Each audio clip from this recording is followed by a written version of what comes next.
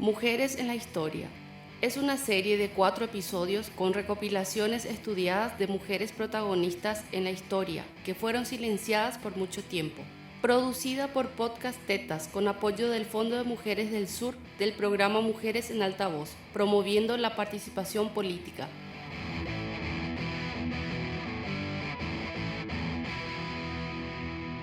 Hola, soy Ivana Villalba y hoy les voy a narrar el episodio 3, Feminismo en Paraguay, parte 1.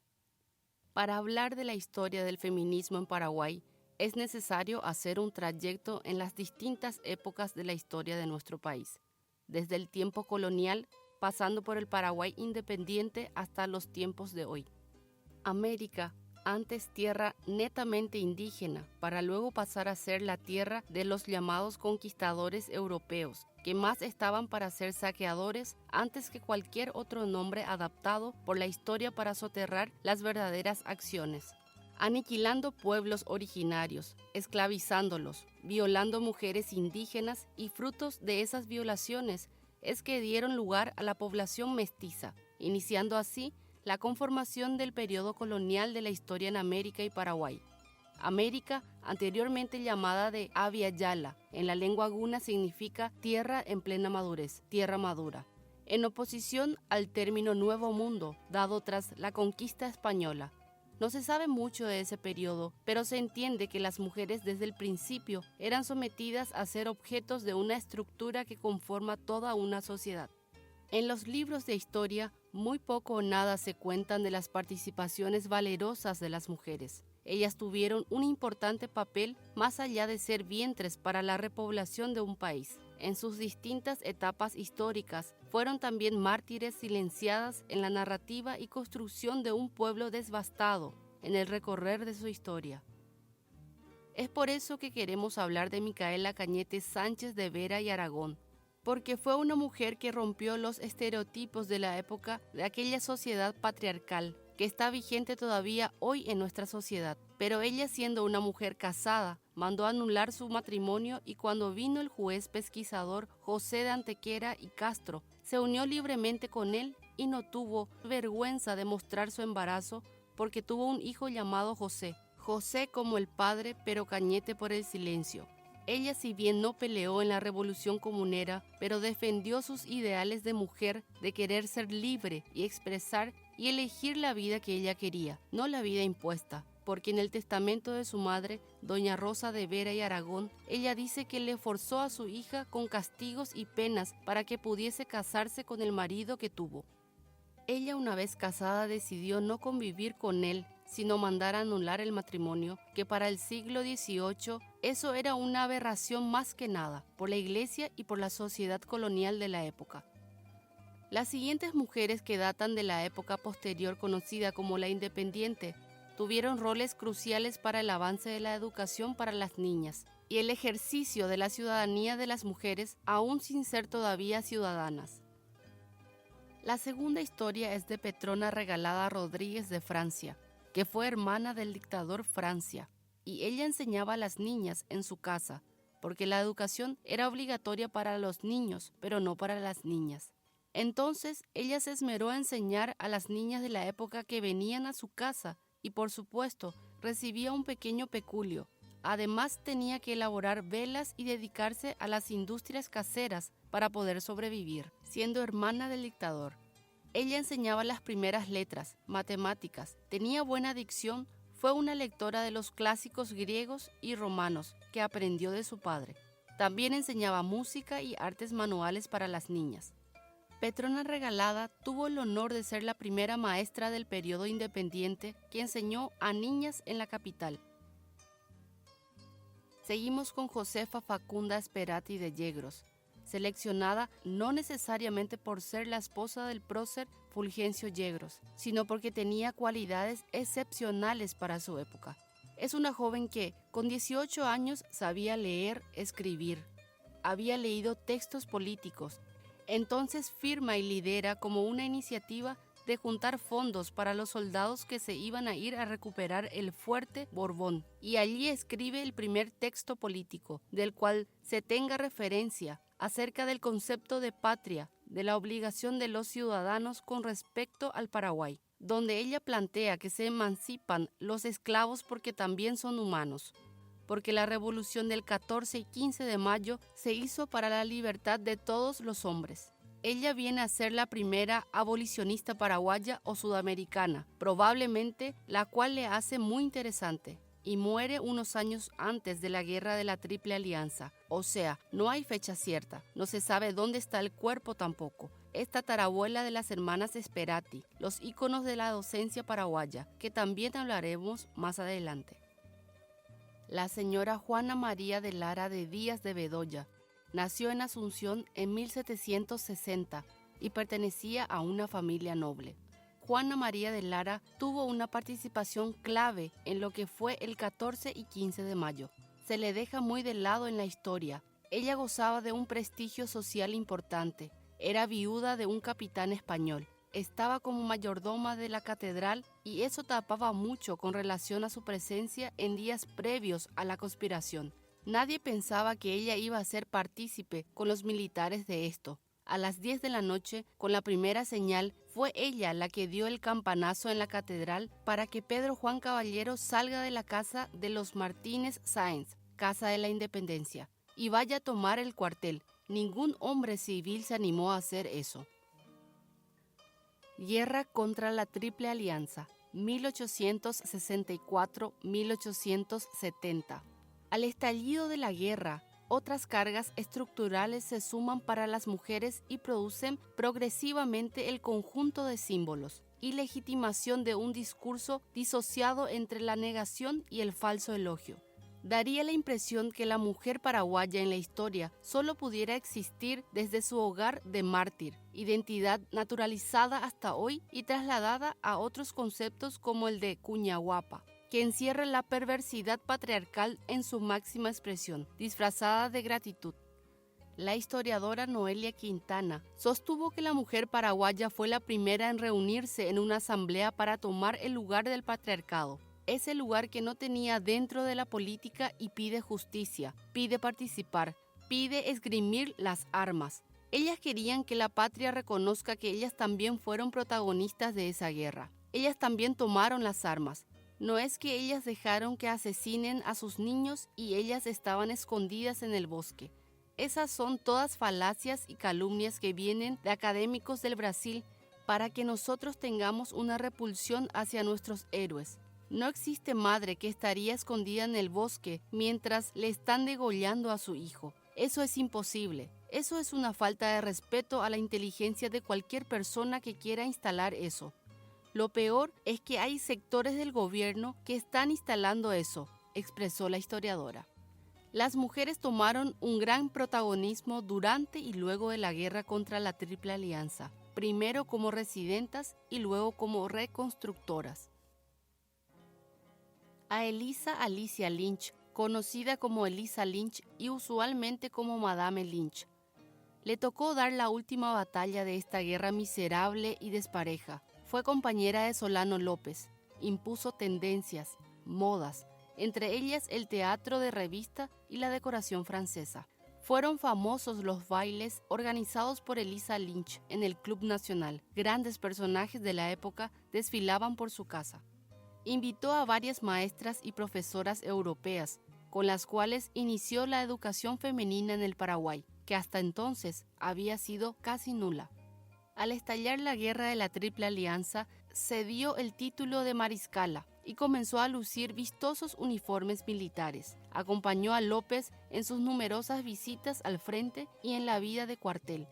Se dedicaba a curar a los heridos y se transformó en un símbolo para las tropas.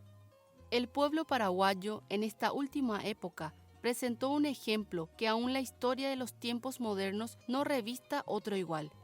Un último ejército de inválidos, viejos y niños de 10 a 15 años, combatiendo bizarramente contra fuerzas superiores y muriendo como si fueran soldados en los campos de batalla. Elisa, capturada, todos sus bienes fueron embargados y ella deportada luego después de la guerra, comenzando una larga etapa de viajes y juicios para recuperar su patrimonio. hasta su muerte en París en 1886 a los 53 años, víctima de un cáncer estomacal. Estuvo enterrada allá hasta julio de 1961, cuando, rehabilitada su figura y convertida en heroína nacional, sus restos fueron llevados por mar solemnemente a Paraguay y quedaron depositados en Asunción, en el Museo Histórico, en una urna de bronce.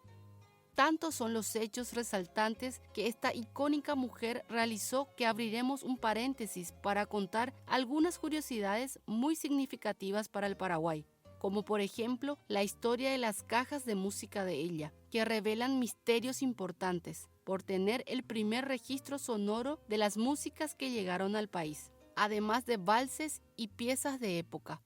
Se oyen los sonidos del himno nacional y de la marcha que dio origen a la popular música Campamento Cerro León.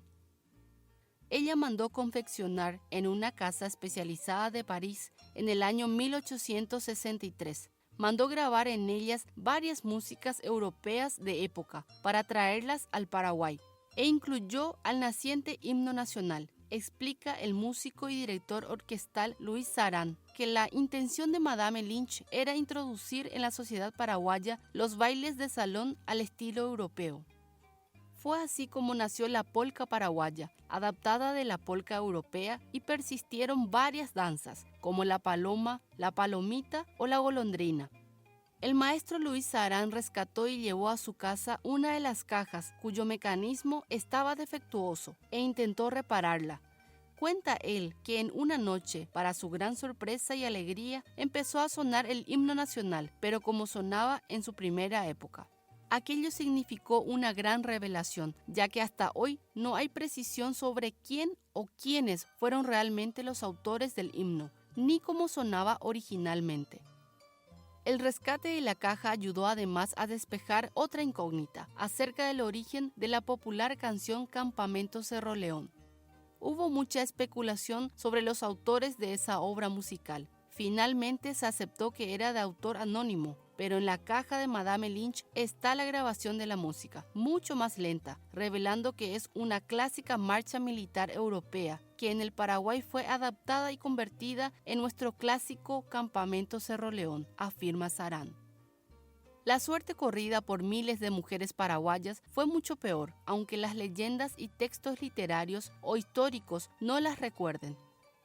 A medida que la guerra se prolongaba y las fuerzas de López comenzaban a sufrir duras derrotas, acompañan a los ejércitos en retirada, no solo como cuarteleras, curanderas y enfermeras, sino en muchos casos empuñando las armas para las cuales ya no habían brazos masculinos.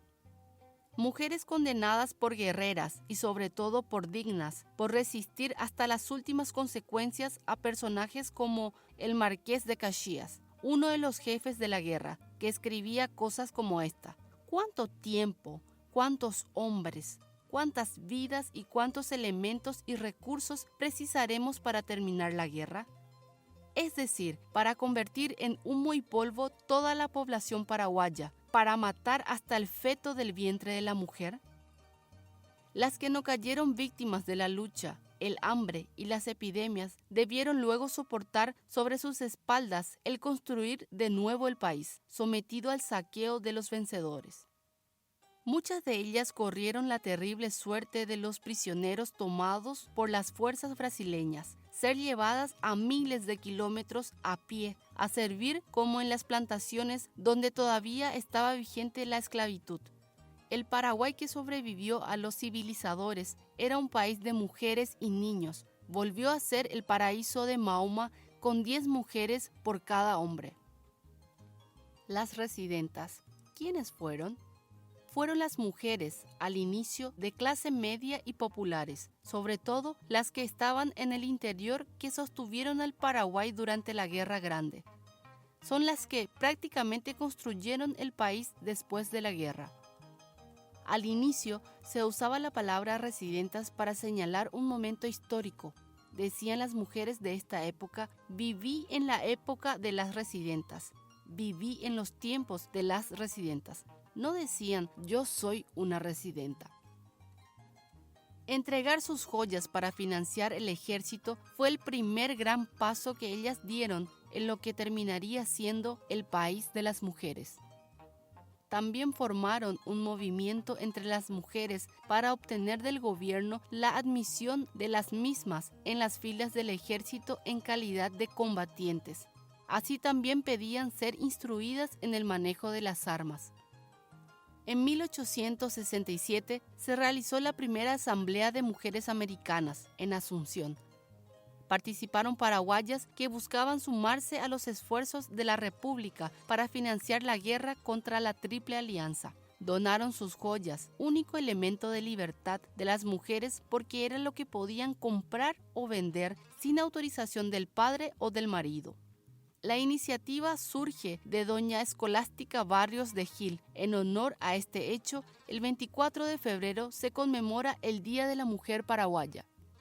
Las joyas eran no solamente en Paraguay, en toda América Latina eran el elemento de libertad de las mujeres porque las joyas pasan de la madre a la hija, nunca pasan a la nuera ni nunca pasan al hijo. Solo las mujeres que legan a sus descendientes mujeres esa autonomía ligada a las joyas.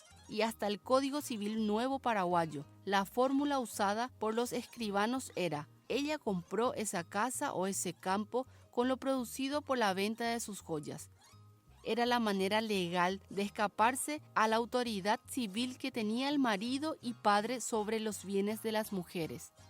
Mari Monte de López Moreira, la historiadora paraguaya, estudia que al aportar el 20% de lo que ellas dijeron que iban a dar, y ya no son todas tampoco, son 17.000 mujeres nada más, y se reunió con unos 17 kilos de oro, que para ese momento no era gran cosa. O sea, ese es el gran mito de las donaciones, que en ese tiempo era muy importante dar para la patria. Doña Escolástica, entre las personas que son evacuadas de Asunción en 1868 y muere en Luque en agosto de 1868 antes de ver a su familia en desgracia, porque su hermano después fue fusilado por traición. Sus hermanas también fueron aprehendidas como traidora y sus nietas. Muchas de ellas murieron de inanición durante la guerra. Las mujeres empezaron a oponerse ya a la guerra, y fueron muchas de ellas aprehendidas. Tal es así que se supone que en ese tiempo se estableció un tribunal de sangre en San Fernando y después en Curuguatí. También fueron ajusticiadas muchas mujeres. Ahí están las hermanas Barrios, por ejemplo, y muere también Pancha Garmendia, que fue criada por los Barrios. Y existen registros de cerca de más de 1.000 mujeres que fueron aprehendidas, digamos, tildadas de traidoras, destinadas a ciertos campos de concentración que eran en Igatimí, Ijú, Curuguatí, en donde tenían que trabajar. Estas mujeres fueron liberadas el 29 de diciembre de 1869 por las tropas brasileñas. Las mujeres pelearon en las más famosas batallas que hubo de mujeres. En donde hay participación de ellas fue en la batalla de Lomas Valentina, que duró 7 días, desde el 21 de diciembre hasta el 27 de diciembre de 1868. La famosa batalla de Piribebuy, en donde el conde Deu mandó quemar el hospital de sangre. Mandó degollar a Pedro Juan Caballero, que era el jefe de la guarnición de Piribebuy, y mandó cercenar los pechos de las mujeres a sablazos. Y ahí pelearon muchísimas mujeres que murieron de hecho, otras no. Y la retaguardia del ejército que iba siguiendo. Las carretas estaban conducidas por niños, por eso es que pocos días después, en los campos de Acostañú, mueren más de 3.000 niños que eran hijos de estas mujeres que habían peleado en Piribebuy. En 1890, el gobierno paraguayo convoca a las hermanas Adela y Celsa Sperati para encargarse de la instrucción pública de las mujeres en el país. ¿Quiénes fueron las hermanas Sperati? Celsa y Adela Sperati fueron 2 hermanas educadoras paraguayas que fueron instrumentales en el desarrollo del sistema educativo del país. Ambas se capacitaron como maestras en Argentina antes de regresar a Paraguay y establecer la primera escuela normal en Asunción. Fueron 2 paraguayas que nacieron en un momento difícil, en los días de la guerra de la Triple Alianza. Durante la guerra falleció el padre de las hermanas. En ese estado, las pequeñas salieron del país con su madre, buscando mejores oportunidades en Argentina. En el vecino país, las Sperati se formaron como maestras y luego de construir para sí mismas una reputación de excelentes profesionales, fueron convocadas por el gobierno paraguayo para ayudar en la construcción del sistema educativo paraguayo. Tras 2 décadas de ausencia, regresaron a Paraguay en 1890. La labor que realizaron en su Paraguay natal fue importantísima, ofrecer acceso a la educación a las paraguayas.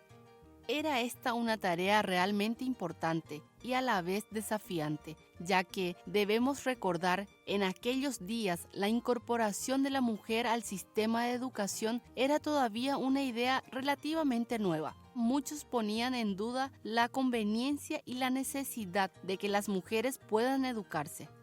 Según la visión predominante de ese tiempo, la mujer debía limitarse a ser ama de casa, esposa y a trabajar en la chacra, en el caso de los hogares rurales, y para esto no era necesario invertir en su educación.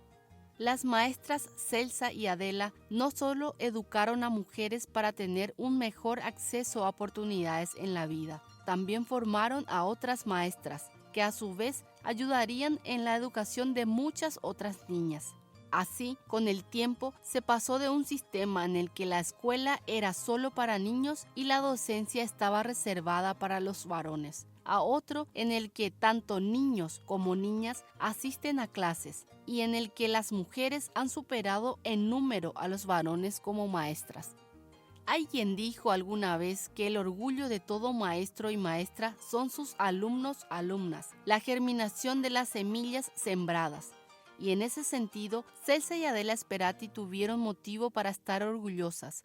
Entre sus alumnas surgieron destacadas figuras que a su manera seguirían transformando las costumbres que relegaban a la mujer como ciudadana de segunda categoría para formar un nuevo modelo de sociedad donde hombres y mujeres tengamos igualdad de oportunidades. Ramona Ferreira, oriunda de Concepción y alumna de las Sperati, se convirtió en la primera mujer periodista del Paraguay, dirigiendo el periódico La Voz del Siglo. Por su pensamiento anticlerical, que consideraba a la Iglesia la principal causa de la ignorancia y la opresión social. En una de sus redacciones dijo que la mujer, esclava de los esclavos, yace en perpetua degradación por causa de esos deófagos que en uno de su concilio nos descalificaron de animales sin alma. Libre pensadora, radical y mujer, demasiadas transgresiones de una sola vez. La Voz del Siglo fue callada definitivamente en 1904, cuando grupos armados destrozaron la imprenta. Ramona Ferreira murió en Concepción, quemada en la casilla donde vivía y seguía vendiendo periódicos, que fue incendiada por manos de sujetos intolerantes. Otra alumna de estas meritorias maestras fue Serafina Dávalos, una mujer que, preguntándose por qué la universidad era solo para hombres y no para las mujeres, decidió cruzar esa barrera y se convirtió en la primera mujer universitaria del Paraguay, obteniendo el título de abogada en la Universidad Nacional de Asunción. Su tesis Humanismo propone que el feminismo puede acabar con la sumisión de las mujeres, ganando con los años fama de gran pensadora en los círculos intelectuales. Esto no era fácil, ya que rodeada de un ambiente inundado de machismo, el solo hecho de atreverse a ir a la universidad siendo mujer le trajo muchas críticas y mucha opresión, pero lo hizo. Estas alumnas, al igual que otras, dedicarían gran parte de sus vidas a defender los derechos de las mujeres, no solo en el ámbito educativo, que fue el área en la que sobresalieron ellas mismas, sino también en cuanto a la participación de la mujer en los espacios públicos. Por ejemplo, argumentaban a favor de su derecho a votar y en los lugares de trabajo. En 1920 nace la primera organización con enfoque de género que se conoce del país, llamado el Centro Feminista Paraguayo. El día de su fundación están presentes reconocidas feministas como Virginia Corbalán, Elida Ugarriza e Inés Enciso Belloso, que luego fue electa presidente de la Unión Femenina del Paraguay. Nuevamente bajo una aguda crisis sociopolítica que terminó con la Revolución del 47, las mujeres se integraron a grupos político-partidarios de oposición. Se organizó el Consejo de Mujeres para defender los derechos violados por la dictadura de Morínigo y en 1946 la Unión Democrática de Mujeres, como Mujeres que todos los partidos, trabajó por el retorno de los exiliados. La dictadura terminó con la incipiente organización. En 1920 se funda el Centro Feminista Paraguayo para luchar por el sufragio de la mujer.